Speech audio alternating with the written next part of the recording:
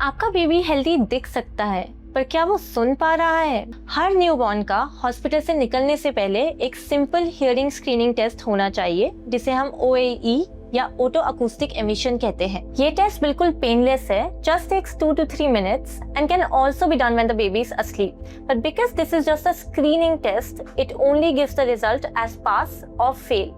And if failed, further hearing tests need to be done. इसीलिए hospital से निकलने से पहले ये सवाल जरूर पूछिए, क्या मेरे बेबी का न्यूबॉर्न हियरिंग स्क्रीनिंग टेस्ट हो गया है?